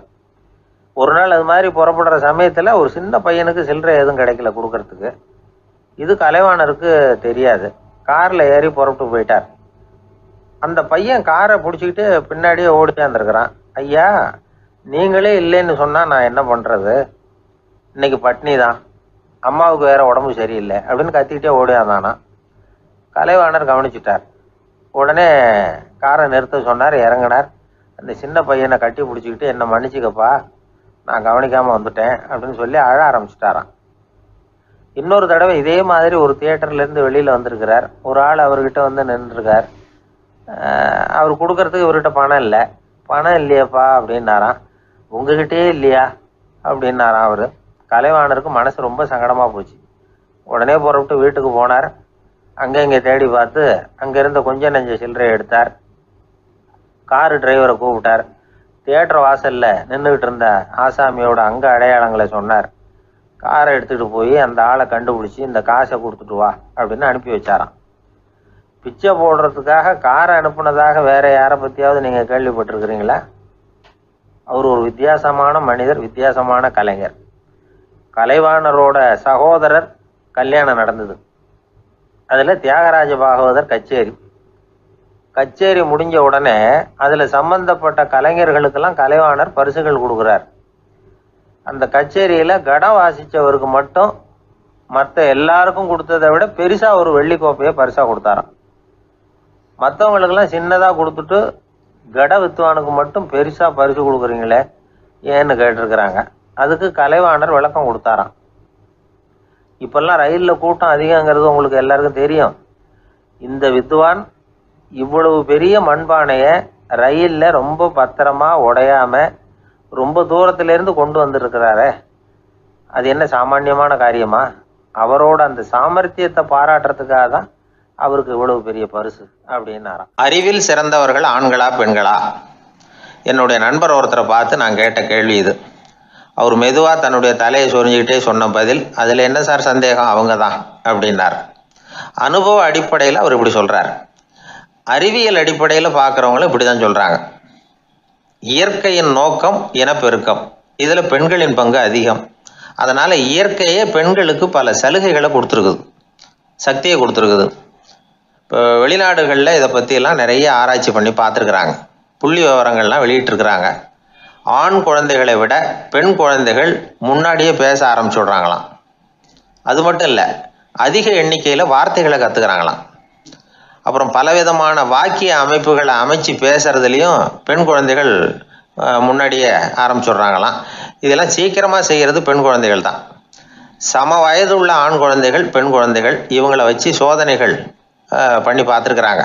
அதாவது ஒரே வயசுள்ள ஆண் குழந்தை பெண் குழந்தை இதெல்லாம் வச்சு அவங்கக்கிட்ட ஒரே கேள்வியை பல விதமாக கேட்கறது, ஒரே செய்தியை வேற வேற கோணங்கள்லேருந்து விளக்குறது, தவறு இல்லாமல் பேசுறது, வேகமாக படிக்கிறது, எழுதுறது, புரிஞ்சுக்கிறது, இப்படி இதை பற்றிலாம் எத்தனையோ சோதனைகள்லாம் செஞ்சு பார்த்துருக்குறாங்க. அப்படி பார்த்ததுல என்ன தெரிஞ்சதுன்னா, அதில் எல்லாம் ஆண் குழந்தைகளை விட பெண் குழந்தைகள் 1.5 மடங்கு அதிக திறமை உள்ளவங்களா இருக்கிறாங்களாம். இன்னொரு மொழியை கற்றுக்கிறது, பேசுறது, எழுதுறது, இது கூட பெண்களுக்கு சுலபமாக வருதான். 2 மொழிகளை மாற்றி மாற்றி பேசுறது, மொழிபெயர்க்கிறது, இப்படிலாம் கூட சோதனை பண்ணி பார்த்துருக்குறாங்க. இதுலேயும் பெண்களுக்கு தான் அதிக திறன். சரி, இதை விடுங்க. புள்ளி வச்சு கோலம் போடுறது, அதில் இருந்து இந்த கை கடிகாரங்களில், கம்ப்யூட்டர்களில் நுண்ணிய பாகங்களை பொருத்துறது, இது வரைக்கும் பெண்கள் தான் திறமையாக செயல்படுறாங்க அப்படிங்கிறது அந்த சோதனை முடிவு. இந்த நுட்பம், துல்லியம், விரைவு, சிறு கை இயக்கங்களோடு செய்ய வேண்டிய மென்மையான பணிகள், இதுக்கெல்லாம் தேவை கவன குவியம், பொறுமை, இதெல்லாம் பெண்கள்கிட்ட தான் இருக்குதான். அமெரிக்காவில் இன்னொரு சோதனை கூட செஞ்சு பார்த்துருக்குறாங்க. பெண்களின் மூக்கு மோப்ப உணர்வு, இதெல்லாம் எப்படின்னு பார்த்துருக்குறாங்க. பெண்கள் அதிக எண்ணிக்கையில் வாசனைகளை பிரித்து கண்டுபிடிச்சி விடுறாங்களாம். ஆண்களால் அந்த அளவுக்கு முடியலையாம். சரி, காது எப்படின்னா செவிப்புலன் உணர்வும் பெண்களுக்கு தான் அதிகமாக. ஒரு கும்பல், அதில் பலவிதமான சத்தம், அதுக்கு இடையில இந்த குரலோட தொனி, ஏற்ற இறக்கம், இதை வச்சே பேசுகிற ஆளை கண்டுபிடிச்சிடுறாங்களாம். ஒரு கூட்டத்தில் தன்னுடைய வீட்டுக்காரர் எங்கே இருக்கார், பிள்ளைகள் எங்கே இருக்காங்க அப்படிங்கிறதெல்லாம் பெண்கள் சீக்கிரமாக கண்டுபிடிச்சி விடுறாங்களாம். இன்னொரு விஷயம், ஒரு பொருளை பார்த்த உடனே அது என்னென்னு அடையாளம் கண்டுக்கிறது, அதை மனசில் பதிய வச்சுக்கிறது, அப்புறமா இன்னொரு சந்தர்ப்பத்தில் அது எங்கே இருந்தது அப்படின்னு சரியாக ஞாபகப்படுத்திக்கிறது, இது மாதிரி சோதனைகள்லாம் கூட பெண்கள் தான் முன்னணியில் இருக்கிறாங்க. ஒரு சராசரி சூழ்நிலையில் ஆண்களை விட அதிகமான எண்ணிக்கையில் புன்னகை புரிகிறது, சிரிக்கிறது பெண்கள் தானா. அதிகமாக தோழமை உணர்வோடு பேசுறது அவங்க தானா. 2 பெண்கள் பேசிகிட்டு இருக்கிறதையும் பாருங்கள், அதே மாதிரி 2 ஆண்கள் பேசிகிட்டு இருக்கிறதையும் பாருங்கள். ஆண்கள் ஒரு அடி தள்ளியே நின்று பேசிகிட்டு இருப்பாங்க. மருத்துவர்களை எடுத்துக்கொள்ளுங்கள், அதாவது சிரிச்ச முகத்தோட நோயாளிகள்கிட்ட பரிவோடு பேசுறதுல பெண் டாக்டர்கள் தான் அதிகம். இதுவரை சொல்லப்பட்டது எல்லாமே அறிவியல் பூர்வமான செய்திகள். அதனால இளம் பெண்கள் வாழ்க்கையில சோர்வடைய தேவையில்லை. இயற்கையே நமக்கு சாதகமா இருக்கு, எல்லாம் முடியும் நம்மால அப்படிங்கிறத அவங்க புரிஞ்சுக்கணும். ஒரு பையன் தன்னுடைய அப்பா அம்மா திருமண ஆல்பத்தை புரட்டிக்கிட்டே இருந்தான். அப்புறம் அம்மாகிட்ட கேட்டான், அம்மா இது யாரு சின்ன வயசுல எடுத்ததா, இது என்னன்னு தெரியலையே, இந்த படத்துல அழகா மீசை வச்சுக்கிட்டு சிரிச்சுக்கிட்டு நிக்கிறது யார் அப்படின்னு கேட்டான். அதுதான்டா அவங்க அப்பான்னாங்க அந்த அம்மா. அப்படின்னா இப்போ நம்ம வீட்டில் நரைச்ச தலையோட அழுது வடிஞ்சிக்கிட்டு இருக்காரு ஒருத்தர், அவர் யாருன்னு கேட்டானா. இது பையனுடைய புத்திசாலித்தனம். பெண் பிள்ளைகள் அப்படி கேட்கறது இல்லை. அதனால இந்த கதையெல்லாம் எதுக்காக அப்படின்னா, இளம் பெண்கள் வாழ்க்கையில் சோர்வு அடைஞ்சு போயிடக்கூடாது. அதனால பெண்கள் எல்லாம் முடியும் நம்மாலும் அப்படிங்கிறத நினச்சி செயல்பட்டாங்கன்னா வாழ்க்கையில் வெற்றி நிச்சயம். ஒருத்தன் கூட நாம் சண்டை போடுறோம், அதில் நாமளே ஜெயிச்சு விடுறதா வச்சுக்குவோம். நம்ம மனசுக்கு சந்தோஷமாக தான் இருக்கும். இருந்தாலும் உள் மனசில் ஒரு பயமும் உண்டாகலாம். தோத்து போனவன் சும்மா இருப்பானா? அவன் மறுபடியும் எப்போ சந்தர்ப்பம் வரும்னு எதிர்பார்த்துக்கிட்டு தானே இருப்பான். அதனால வெற்றியின் ஒரு பக்கம் சந்தோஷமா இருந்தாலும் இன்னொரு பக்கம் பயமா தான் இருக்கும். ஒரு மன்னன் இருந்தான், நிறைய பேரோட அவன் சண்டை போட்டான், ஜெயிச்சான், பல நாடுகளை வென்றான். அதனாலேயே அவன் மனசுக்குள்ள ஒரு பயம் உண்டாயிட்டுது. பகை மன்னர்கள் எல்லாம் படையெடுத்துக்கிட்டு வந்துட்டா என்ன பண்றது அப்படிங்கிற பயம். எல்லாரும் இப்ப இருக்கிற இந்த மாளிகையை கைப்பற்றிக்கிட்டா என்ன பண்றது அப்படின்னு யோசனை பண்ணா நடுங்க ஆரம்பிச்சிட்டான். ஏன் ஒரு மாதிரியா இருக்கிறீங்க அப்படின்னு கேட்டார் அமைச்சர். இவன் விவரத்தை சொன்னான். 2 பேருமா சேர்ந்து ஒரு திட்டம் போட்டாங்க. அதன் பிரகாரம் ஒரு பெரிய மாளிகை ஒண்ண புதுசா கட்டினாங்க. அதுக்கு ஜன்னல்லாம் எதுவும் கிடையாது. உள்ள போறதுக்கு வெளியில வர்றதுக்கு ஒரே ஒரு கதவு மட்டும்தான் உண்டு. அதை தவிர அந்த மாளிகைக்கு வேற எந்த வழியும் கிடையாது. ஒரு சின்ன துவாரம் தெரிஞ்சா கூட அதையும் சுத்தமா அடைச்சுட்டாங்க. ஒரே ஒரு கதவு வச்சானே, அந்த வழியை பாதுகாக்கிறதுக்கும் ஏராளமான வீரர்களை காவலுக்கு நிறுத்தி வச்சிருக்கிறாங்க. இவ்வளவும் பண்ணி முடிச்சதுக்கு அப்புறம் தான் அந்த மன்னனுக்கு மனசு திருப்தியா இருந்துதான். ஒரு நாள் அந்த ராஜாவும் அமைச்சரும் அந்த ஒரு கதவு வழியா வெளியில வந்திருக்கிறாங்க மெதுவா. என்ன அமைச்சரே, எப்படி நம்ம ஏற்பாடு அப்படின்னு அட்டகாசமா சிரிச்சுக்கிட்டே கேட்டானா ராஜா. அபாரம்னார் அமைச்சர். அவர் வேற என்ன சொல்லுவார்? இவங்க 2 பேரும் இப்படி பேசிக்கிட்டதை அங்க வீதி ஓரமா உட்கார்ந்து இருந்த ஒரு பெரியவர் கேட்டுட்டு அவரு சிரிச்சாராம். அவரு சிரிக்கிறத பார்த்தும் மன்னனுக்கு கோவம் வந்துட்டுது. அதை பார்த்ததும் ஏன்பா சிரிக்கிறேன்னு கேட்டிருக்கார். அதுக்கு அந்த பெரியவர் சொன்னாராம், ரொம்பவும் புத்திசாலித்தனமா தான் இந்த மாளிகையை கட்டி இருக்கிறீங்க, ரொம்ப பாதுகாப்பா தான் இருக்குது, இருந்தாலும் ஒரு குறை தெரியுதுன்னார். என்னன்னு கேட்டார் அவரு. வேற வழியே வைக்காம மாளிகை கட்டின நீங்க என்னத்துக்காக ஒரே ஒரு வழி மட்டும் வச்சிருக்கிறீங்க? அந்த வழியா எதிரிகள் நுழைஞ்சுட்டா என்ன பண்ணுவீங்க அப்படின்னார். என்ன பண்றதுன்னார் அவரு. அதையும் ஒரு கருங்கல் சுவர் எழுப்பி சுத்தமா அடைச்சு விடுங்க, அதுதான் நல்லது. அதுக்கப்புறம் எதிரிகள் பயம் கொஞ்சம் கூட இல்லாம நீங்க உள்ள உட்காந்துக்கலாம், அதுதான் ரொம்ப பத்திரம் அப்படின்னார். மன்னன் யோசனை பண்ணி பார்த்தான். பளிச்சுன்னு ஒரு யோசனை தோணுச்சு. அது சரி, நீங்க சொல்றது மாதிரி அந்த ஒரு வழியையும் அடைச்சுட்டா இந்த மாளிகைங்கிறது ஒரு கல்லறை மாதிரி ஆயிடுமே அப்படின்னாராம். இப்ப மட்டும் இது எப்படி இருக்குதுன்னு நினைக்கிறீங்க? கல்லறை மாதிரி தானே இருக்குது அப்படின்னார் பெரியவர். எதிரி உங்களை சாகடிக்கலைன்னாலும் நீங்களா ஒரு நாள் சாகத்தானே போறீங்க அப்படின்னார். அதுக்கப்புறம் கொஞ்சம் விளக்கமும் கொடுத்தார். உங்க மாளிகையில எவ்வளவு ஜன்னல்களும் கதவுகளும் இருக்குதோ அந்த அளவுக்கு வெளி உலகத்தோட உங்களுக்கு தொடர்பு இருக்கு. அந்த அளவுக்கு உங்க வாழ்க்கையில ஒரு இயக்கம் இருக்குது. கதவுகளை மூட மூட வாழ்க்கையும் அடப்பட்டு போடும். நான் கூட ஒரு காலத்துல மாளிகையில தான் இருந்தேன். அதோட சுவர்கள் இருந்ததுல அதை எவ்வளவுதான் தள்ளி தள்ளி போட்டாலும் என்னுடைய வாழ்க்கைக்கு அதெல்லாம் ஒரு எல்லை கோடுகள் மாதிரி தெரிஞ்சுது. அதை உணர்ந்தேன். வாழ்வுக்கு எல்லையே இருக்கக்கூடாதுன்னு நினைச்சேன். அதனால்தான் இப்படி இங்க உட்காந்துட்டேன். இப்ப என்னுடைய வாழ்வுக்கு வானம்தான் கூரை, இந்த நிலம்தான் என்னுடைய மாளிகை. இப்பதான் வாழ்க்கையை முழுமையா என்னால உணர முடியுது, அனுபவிக்க முடியுது அப்படின்னாரு அந்த பெரியவர். அந்த அரசர் ஒரு பெரிய தத்துவத்தை புரிஞ்சுக்கிட்டாராம். தன்னோட மாளிகைக்கு நிறைய ஜன்னல்களையும் கதவுகளையும் வைக்க சொல்லி உத்தரவு போட்டாராம். இப்படி ஒரு கதை உண்டு. ஒரு சுடுகாட்டுல ஒரு கல்லறைக்கு மேல கால் போட்டுக்கிட்டு உட்காந்துக்கிட்டு இருந்தான் ஒருத்தன். அந்த வழியா போன ஒருத்தர் அவனை பார்த்து கேட்டாராம், ஏப்பா இப்படி பேய் பிசாசு நடமாடுற இந்த மயானத்துக்கு கல்லறைக்கு மேல உட்கார்ந்துருக்கிறியே அப்படின்னு கேட்டாராம். எவ்வளவு காலம் தாங்க உள்ளேயே இருக்கிறது, ஒரே புழுக்கமா இருந்தது, அதுதான் காத்து வாங்கலாம்னு வெளியில உட்கார்ந்துருக்கிறேன் அப்படின்னு நானா. அந்த எப்பவும் சுத்தமா இருக்கணும், அதுதான் நல்லதுன்னு ஒருத்தர். நான் அப்படித்தான் சார் இருக்கிறேன், தினம் 2 வேளை சோப்பு போட்டு குளிக்கிறேன் இன்னொருத்தர். உடம்பு மட்டும் சுத்தமா இருந்தா போதாது சார், மனசும் சுத்தமா இருக்கணும்னாரு அவரு. மனசை சுத்தப்படுத்துறதுக்கு என்ன சோப்பு சார் போடலான்னு கேட்டாரு இவர். ஆன்மீகம்ங்கிற சோப்பு தான் அதுக்கு பொருத்தம்னாரு அவர். ஆன்மாவை மேம்படுத்துகிற ஒரு முயற்சி தான் ஆன்மீகம்ங்கிறது. அந்த முயற்சி எப்படி பண்றது? மனசுக்குள்ள குந்தி இருக்கிற வேண்டாத விருந்தாளிகளை எல்லாம் வெளியேற்றணும். வேண்டாத விருந்தாளிகள்ல முக்கியமான ஒருத்தர் யாருன்னா அவர் பேரு பொறாமை. இவரு நம்ம மனசுக்குள்ள இருக்கிற வரைக்கும் நாம நிம்மதியா இருக்க முடியாது. ஒரு குருநாதர் இருந்தார், அவர்கிட்ட 2 சீடர்கள் இருந்தாங்க. 2 பேரும் ஆரம்பத்துல ஒருத்தருக்கு ஒருத்தர் நல்லபடியா தான் பழகிட்டு இருந்தாங்க. ஆனாலும் என்னமோ தெரியல, கொஞ்ச நாள்ல இந்த 2 பேர்ல ஒருத்தன் மனசுக்குள்ள பொறாமைங்கிற விருந்தாளி உட்கார ஆரம்பிச்சுட்டார். அந்த சீடனும் அதுக்கு இடம் கொடுத்துட்டான். குரு கிட்ட தான் நல்ல பேர் வாங்கணும் அப்படின்னும் தன்னுடைய நண்பன் கெட்ட பேர் வாங்கணும் அப்படின்னு அவனுக்கு ஒரு ஆசை வந்துட்டுது.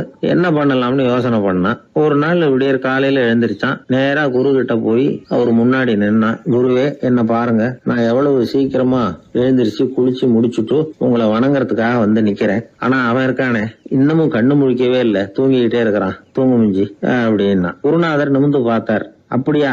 அப்படின்னா நீயும் கூட அவன மாதிரியே தூங்கி இருந்தா நல்லா இருந்திருக்குமேன்னார் ரொம்ப பொறுமையா. என்னது, நாம எவ்வளவு தீவிரமா ஒரு விஷயத்த சொல்றோம், அதுக்கு நம்ம குருநாதர் ரொம்ப பொறுமையா இப்படி சொல்றாரு அப்படின்னு நினைச்சான். ஆச்சரியமா அவரை பார்த்தான். குருநாதர் சொன்னார், ஆமாப்பா, நீயும் தூங்கிக்கிட்டு இருந்திருந்தா அடுத்தவனை பத்தி குறை சொல்றதுக்கு இங்க வந்திருக்க வேண்டிய அவசியம் இருந்திருக்காது, அதனால அப்படி சொன்னேன் அப்படின்னாராம். சீடன் யோசிக்க ஆரம்பிச்சான். அர்த்தம் புரிஞ்சது. உடனே பொறாமைய மனசுல இருந்து தூக்கி எறிஞ்சுட்டானாம். மனசு சுத்தமாயிட்டுது. மனசுக்குள்ள இருந்து விரட்ட வேண்டிய இன்னொரு விருந்தாளி, அவர் பேர் கோபம். சினம் தன்னையே கொன்னுடும் அப்படிங்கிறார் வள்ளுவர். கோபத்துக்கு மனசுல இடம் கொடுக்காத சில பெரியவர்களும் உண்டு. ஒருத்தர் இருந்தார். அவர் ஒரு சமயம் கோதாவரி நதியில போய் குளிச்சுட்டு திரும்பி வந்துட்டு இருக்கிறார். ஒரு பெரியவர் வர்ற வழியில ஒரு மரத்து மேல உட்கார்ந்திருந்த ஒருத்தன் அவர் மேல துப்பி போடுறான். இவர் உடனே திரும்பி போய் மறுபடியும் குளிச்சுட்டு வர்றார். அப்பவும் துப்புறான். அவர் கோவப்படல, பேசாம மறுபடியும் திரும்பி போய் குளிச்சுட்டு வர்றாரு. இப்படி பல தடவை நடந்துகிட்டே இருக்குது. ஒரு கட்டத்துல இந்த ஆளு தோத்து போய் அவர் காலிலேயே விழுறான். ஆச்சரியப்பட்டு கேக்குறான், அது எப்படிங்க நீங்க கோவப்படாம இருக்கிறீங்களே, அது எப்படி அப்படின்னா, அதுக்கு அந்த பெரியவர் சொன்னாராம், நான் கோவப்பட்டிருந்தா என் மனசு அசுத்தமா இருக்கும். உடம்பு அசுத்தமான குளிச்சு சுத்தப்படுத்திக்கலாம், மனசை அப்படி சுத்தப்படுத்த முடியாது, அது கொஞ்சம் கஷ்டம் அப்படின்னாராம். ஆக கூடி மனசு அசுத்தமாகாம பாத்துக்க வேண்டியது நம்ம கடமை. மனசை அசுத்தப்படுத்துற இன்னொரு விஷயம் சுயநலம். ஒரு சுயநலவாதி ஆத்துல விழுந்துட்டார், சுழல்ல சிக்கிக்கிட்டார். இன்னொரு சுயநலவாதி கரையில இருந்து இதை பார்த்தார். ஒரு கயத்தை தூக்கி போட்டு அதை புடிச்சுக்க சொல்லி கரையில இழுத்து காப்பாத்தினார். அவர் கரையில ஏறின உடனே இவரை பார்த்து, என்ன காப்பாத்தினதுக்காக உங்களுக்கு 50 காசு கொடுக்கலாம்னு பாக்குறேன், ஆனா என்கிட்ட 1 ரூபாயா இருக்கு, சில்லறையா இல்ல அப்படின்னாராம். உடனே காப்பாத்தினவர் இவரை பார்த்து, அப்படின்னா நீங்க இன்னொரு தடவை தண்ணியில விழுந்துருங்க, நான் காப்பாத்துறேன், 1 ரூபாயா கொடுத்துடலாம் அப்படின்னாராம். இப்படிப்பட்டவங்க எல்லாம் எத்தனை தடவை தண்ணியில விழுந்தாலும் மனசு சுத்தமாக போறதில்லை. இந்த உலகத்துல 7 வகையான மனிதர்கள் இருக்கிறாங்களாம். டாக்டர் எட்வர்டு பாஷ் அப்படிங்கிறவர் சொல்றார், மனிதர்களோட மனோநிலை அடிப்படையில அவங்கள 7 வகையா பிரிக்கலாம்ங்கிறார் அவர். அது எப்படி தெரியுமா? முதல் வகை பயந்த குணம் உள்ளவர்கள். சார் ரொம்ப பயந்த சுபாவம், வீட்டுல கூட வாயை திறக்க மாட்டார், சாப்பிட போறப்ப மட்டும்தான் கொஞ்சம் வாயை திறப்பார் அப்படிங்கிறோம்ல, அவங்க எல்லாம் இந்த ரகம். 2வது வகை எப்படின்னா, சஞ்சலப்படுகிறவர்கள். எதுக்கு எடுத்தாலும் கலக்கம் குழப்பம், இப்படியே காலம் தள்ளுறவங்க பல பேரை பார்த்திருப்பீங்க, அவங்க எல்லாம் இந்த ரகம். 3வது வகை எப்படின்னா, யதார்த்த உலகை மறந்து கற்பனை உலகத்திலேயே மிதக்கிறவங்க. இளைஞர்கள், கவிஞர்கள், இப்படி பல பேர் இருக்கிறாங்க. எப்ப பார்த்தாலும் கற்பனை உலகத்திலேயே மிதந்துகிட்டு இருப்பாங்க. கிட்டத்துல போய் என்னங்க ஒரு மாதிரியா இருக்கிறீங்களே அப்படின்னு கேட்டு பாருங்க, ஒரு அற்ப புழுவை பாக்குறது மாதிரி உங்களை பார்ப்பாங்க. அதுவும் இந்த வானத்து நிலா என்னை வாவென்று அழைக்கிறது, எனக்கு விரைவில் ஒரு நாள் சிறகுகள் முளைக்கும், சிறகடித்து பறந்து செல்லுவேன், என் செல்ல நிலாவை கொஞ்சி விட்டு திரும்பி வருவேன், அப்படி இப்படின்னு பேச ஆரம்பிச்சிருவாங்க. கொஞ்சிறது அப்புறம் இருக்கட்டும்ப்பா, இப்ப கஞ்சிக்கு வழிய பாருடா அப்படின்னா அதை காதல வாங்க மாட்டான். 4வது வகை மனிதர்கள் எப்படின்னா, தனிமை உணர்வு மிக்கவர்கள். இவங்கெல்லாம் மற்றவங்களோட சகஜமா நெருங்கி பழகிறது இல்ல, தான் உண்டு தன்னுடைய வேலை உண்டுன்னு போறவங்க. அடுத்த வீட்டுல இருக்கிறது யாருன்னு கேட்டா கூட அடுத்த வீடுன்னு ஒண்ணு இருக்கா அப்படின்னு கேட்பாங்க. அவங்க கிட்ட மேற்கொண்டு என்னத்தை பேசுறது. 5வது வகை மனிதர்கள் எப்படின்னா, மற்றவர்கள் செல்வாக்குக்கு உட்பட மறுப்பவர்கள். அடுத்தவங்க செல்வாக்குக்கு இவங்க ஆட்படுறது இல்ல. நான் யார் தெரியுமா அப்படின்னு கேட்டா அதை தெரிஞ்சுக்கிட்டு எனக்கு என்ன ஆக போகுது அப்படிம்பாங்க. 6வது வகை எப்படின்னா, எப்பவும் எதுலயும் பற்றில்லாம இருக்கிறவங்க. இது ஒரு துறவு மனப்பான்மை. இயல்பாவே சில பேர் இப்படி இருக்கிறது உண்டு, அவங்களுக்கு எதுலயுமே ஒரு ஈடுபாடு இருக்காது. 7வது வகை மனிதர்கள் மற்றவங்க கவலையை தன்னுடையதான் ஆக்கிக்கிட்டு கவலைப்படுறவங்க. இவங்க மகாத்மாக்கள். தான் வேற அடுத்தவங்க வேறன்னு நினைக்கிறது இல்லை இவங்க. அப்படிப்பட்ட எண்ணம் இவங்களுக்கு வர்றதில்லை. அதனால அடுத்தவங்களுக்கு ஒரு கஷ்டம் வந்தா அதை தன்னுடைய கஷ்டமாக எடுத்துக்கிட்டு கவலைப்படுறவங்க இவங்க. ஆக கூடி இப்படி 7 வகையான மனிதர்களை அடையாளம் காட்டுறார் அந்த நிபுணர். நாம இதுல எந்த அகத்துல வர்றோங்கிறத நாம தான் அடையாளம் கண்டுபிடிச்சுக்கணும். எனக்கு தெரிஞ்ச ஒரு மனிதர் உண்டு. அவர் ஒரு வித்தியாசமான டைப்பு. எதையும் பிராக்டிக்கலா யோசிக்கிறவர். எப்பவும் அடுத்தவங்களுக்கு ஒன்றும் பண்ண மாட்டாரு. ஆனா நினைக்கிறது என்னன்னா, அடுத்தவங்களும் நல்லா இருக்கணும், நாமளும் சந்தோஷமா இருக்கணும் அப்படின்னு ஆசைப்படுறவர். அவருக்கு ஒரு சமயம் திடீர்னு உடம்பு சுகம் இல்லாம போயிட்டுது. டாக்டர் கிட்டத்துல போனார், பணம் கொடுத்தார், வைத்தியம் பார்த்தார். அவரு எழுதி கொடுத்த மருந்து சீட்டை வாங்கிட்டார். மருந்து கடைக்கு போனாரு, பணம் கொடுத்தாரு, மருந்து வாங்கினார். அதை எடுத்துட்டு வீட்டுக்கு வந்தார். அதுக்கப்புறம் அந்த மருந்தை சாப்பிடணும்ல, சாப்பிடல, அப்படியே சும்மா வச்சுட்டார். அவரை பார்த்து கேட்டோம், ஏன் சார் இப்படி பண்றீங்க, வீண் செலவு தானே இது, நீங்க எதுக்காக டாக்டர் கிட்ட போய் பணம் செலவு பண்ணீங்க அப்படின்னு கேட்டாங்க. அதுக்கு சொல்றாரு, டாக்டர் வாழணும் இல்லையா அதுக்காக. சரி, அதுக்கப்புறம் என்னத்துக்கு மருந்து வாங்கினீங்க அப்படின்னு கேட்டா, மருந்து கடைக்காரர் வாழணும் இல்லையா, அதுக்காக அப்படின்னாரு. சரி, அப்புறம் ஏன் வாங்கின மருந்து சாப்பிடாம வச்சிருக்கிறீங்க அப்படின்னா, நான் வாழணும் இல்லையா அதுக்காக அப்படின்னாராம் அந்த ஆள். ஒரு பூங்கா, அங்க ஒருத்தர் நின்றுட்டு இருக்கிறார், ஏதோ ஆழ்ந்த யோசனையில இருக்கிறார். அந்த பக்கமா இன்னொருத்தர் வந்தார், இவரை கவனிச்சார். என்ன யோசனைன்னு கேட்டார். எப்படி எழுந்திருக்கிறதுன்னு யோசனை பண்ணிட்டு இருக்கிறேன்னாரு. அவர் கேட்டவருக்கு ஒரு மாதிரி ஆயிட்டது. ஏற்கனவே நின்றுகிட்டு இருக்கிற ஒருத்தர் எப்படி எழுந்திருச்சு நிக்கிறதுன்னு யோசிக்கிறாருன்னா அது ஆச்சரியம் தானே. அதுக்கப்புறம் இவர் யோசிக்க ஆரம்பிச்சார், என்ன இவர் இப்படி பேசுறாரு அப்படின்னு. கீழே விழுந்தாதானே எழுந்திருச்சு நிக்க முடியும். எழுந்திருக்கணும்னு நினைக்கிறவங்க முதல்ல கீழே விழணும். இவர் முதல்ல கீழே விழணும், அதுக்கப்புறம் தான் எழுந்திருக்கிறது எப்படின்னு சிந்திக்க முடியும். இந்த உலகத்துல எல்லாருமே கீழே விழுந்து எழுந்தவர்கள் தான். இப்ப இந்த குழந்தை பருவத்துல கீழே விழாம நடைபயில கற்றுக்கிட்டவங்க யாராவது உண்டா? சின்ன வயசுல ஒரு தடவை கூட கீழே விழல சார், அப்படியே பிறந்தாரு வளர்ந்தாரு பெரியவர் ஆயிட்டார் அப்படின்னு யாரையும் சொல்ல முடியாது. மனுஷங்கிறவன் விழுந்து புரண்டு எழுந்துதான் நடக்க கத்துக்கிறான். ஒரு உண்மையை நாம எல்லாரும் புரிஞ்சுக்கணும். இந்த உலகத்துல தவறு செய்யாத மனிதர்களே யாரும் கிடையாது. அப்படி இருக்கிறப்போ எப்போதாவது நாம தவறு பண்ணிவிட்டோம்னா அதுக்காக மனசு உடைஞ்சு போயிடக்கூடாது, வாழ்க்கையில வெறுப்பு வந்துடக்கூடாது. தவறு நடந்துட்டுதா அதுக்காக மனசு உடைஞ்சு போடாதீங்க, அதை ஒரு பாடமா எடுத்துக்கங்க. அதே தவறு மறுபடியும் நடக்காம வேணும்னா பாத்துக்கலாம், அது போதும். தடைக்கல்ல படிக்கெல்லாம் மாத்திக்கணும், இதுதான் இதுல முக்கியம். ஒரு அலுவலகம், அங்க ஒரு அதிகாரி, அவர் உயர்ந்த பதவியில இருந்தார், சிறந்த நிர்வாகின்னு பேர் வாங்கினவர். அவர் தனக்கு கீழே வேலை செய்யறவங்க கிட்ட எல்லாம் சொல்லுவாராம், இந்த நிறுவனத்துல நீங்க எத்தனை தடவை வேணும்னாலும் தவறுகள் செய்யலாம், ஒரே விஷயம் என்னன்னா ஒரே தவறை மறுபடியும் செய்யக்கூடாது, அது முக்கியம் அப்படின்பாராம். இத மேம்போக்கா பார்த்தா அவர் ஏதோ தன்னுடைய ஊழியர்களை தவறு செய்ய தூண்டுறது மாதிரி தெரியும். ஆனா உண்மை அப்படி இல்ல. இன்னைக்கு என்ன நடக்குது தெரியுமா? அநேகமா எல்லா மனிதர்களுமே ஒரே தவறை தான் மறுபடியும் செய்யறாங்க. விளையாட்டு வீரர்கள் ஒரே மாதிரியான தவறுகளை திரும்ப திரும்ப செய்யறது உண்டு. கணக்கு எழுதுறவங்களை பாருங்க, ஒரே தப்ப மறுபடியும் செய்வாங்க. அலுவலகம் வருகிறவர்களை கவனிங்க, ஒரு நாள் தாமதமா வந்தா பரவாயில்ல, தினமும் தாமதமா வருவாங்க. இது மாதிரி செய்த தவறையே திரும்ப திரும்ப செய்யறதுக்கு என்ன காரணம்? ஞாபக மறதி, கவனக்குறைவு, தன்னுடைய திறமை பேர்ல அளவுக்கு மீறிய நம்பிக்கை, இப்படி இதுல ஏதாவது ஒரு காரணமா இருக்கலாம் அப்படிங்கிறாங்க இது பற்றி ஆய்வு செய்கிற வல்லுநர்கள். ஒரு தடவை செஞ்ச தவிர மறுபடியும் செய்யறது இல்லைன்னு முடிவு செஞ்சுக்கிட்டு அதை செயல்படுத்த கத்துக்கணும், அது போதும், வாழ்க்கை வெற்றிகரமா அமையும் அப்படிங்கிறாங்க அந்த அனுபவசாலிகள். அதனால வெற்றிகரமா வாழ்க்கையில நடைபோட விரும்பும் இளைஞர்கள் தவிர்க்க வேண்டியது என்னன்னா, முதல்ல சோம்பலை தவிருங்கள், சுறுசுறுப்பாக இயங்குங்கள் அப்படிங்கறது அவங்க அறிவுரை. 2வது ஞாபக மறதி, எந்த செயல்லையும் ஈடுபாடு வேணும், அக்கறை வேணும். 3வது கவனக்குறைவு, எதையும் அலட்சியப்படுத்தக்கூடாது.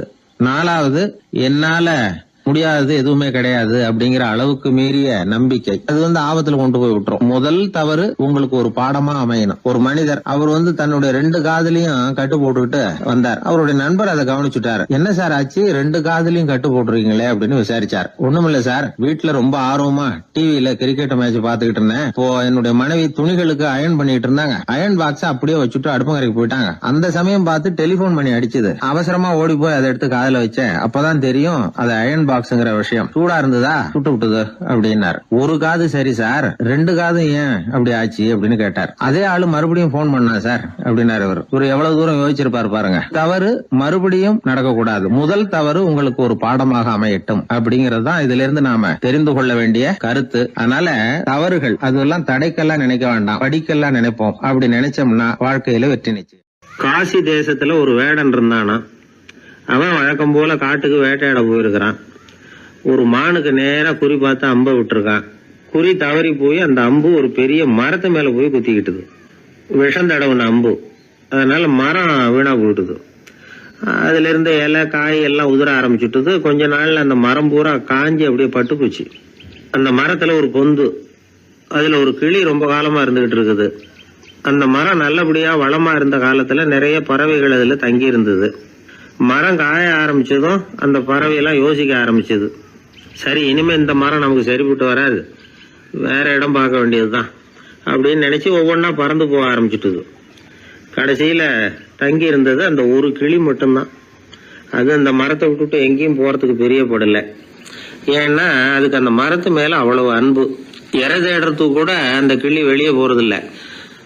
சாப்பிடாம இருந்தா உடம்பு என்னத்துக்கு ஆகும்? கிளி ரொம்ப வாடி போயிட்டுது, சத்தம் போட்டு கத்த கூட அதால முடியல. அந்த கிளி இப்படி நடந்துக்கிறது தேவலோகத்துல இருந்த இந்திரனுக்கே ரொம்ப ஆச்சரியமா இருந்துதான்.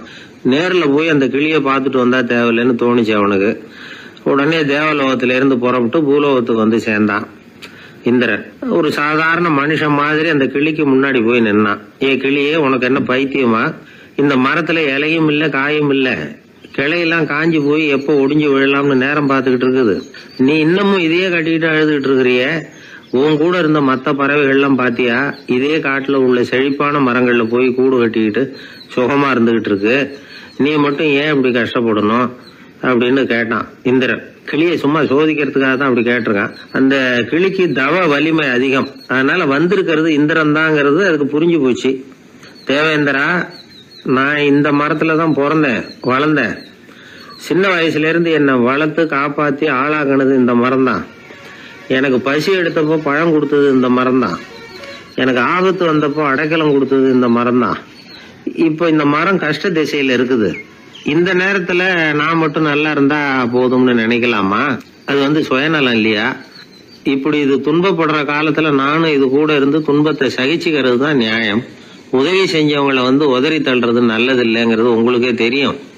என்னோட நல்ல விரதத்தை குலைக்கிறது மாதிரி அல்லவா இருக்குது நீங்க சொல்றது.